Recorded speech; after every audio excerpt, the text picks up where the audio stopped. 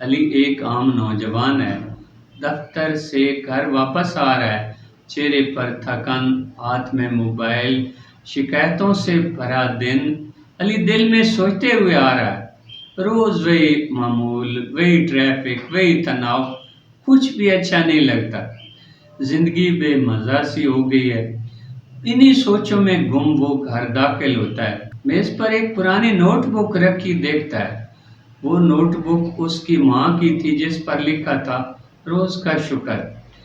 علی note book کھولتا ہے، ایک صفحے پر لکھا ہے، آج میں شکر گزار ہوں اپنی صحت کے لیے، اپنی ماں کی مسکراہٹ کے لیے، میٹھے پانی کے لیے، سوئی گیس کے لیے، سورج کی روشنی کے لیے، ٹھنڈی ہوا کے لیے۔ ان سادہ الفاظ نے علی کے دل کو بدل کر رکھ دیا۔ وہ سوچنے لگا کہ ماں نے چار دیواری کے اندر کتنی چیزیں اپنے شکریہ کے لیے ڈھونڈ لی ہیں۔ اس نے طے کیا کہ وہ بھی ہر رات 3 چیزیں لکھے گا جن کے لیے وہ شکر گزار ہے۔ پہلے دن اس نے لکھا، آج کی چائے بہت مزے کی تھی، شکریہ۔ دفتر میں باس نے تعریف کی، شکریہ۔ دوست نے پرانی بات معاف کر دی، شکریہ۔ بس اتنا سا عمل، مگر دل کا وزن ہلکا ہونے لگا۔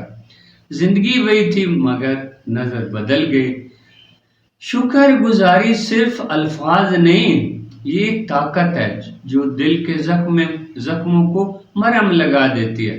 اگر آپ چاہتے ہیں کہ زندگی ہلکی لگے تو آج رات صرف 3 چیزیں لکھیں جن کے لیے آپ شکر گزار ہیں۔ شکر گزاری وہ کنجی ہے جو دل کے سکون کا دروازہ کھولتی ہے۔ جب آپ شکایت چھوڑ کر شکر کرنے لگتے ہیں، زندگی خود بخود مسکرانے لگتی ہے۔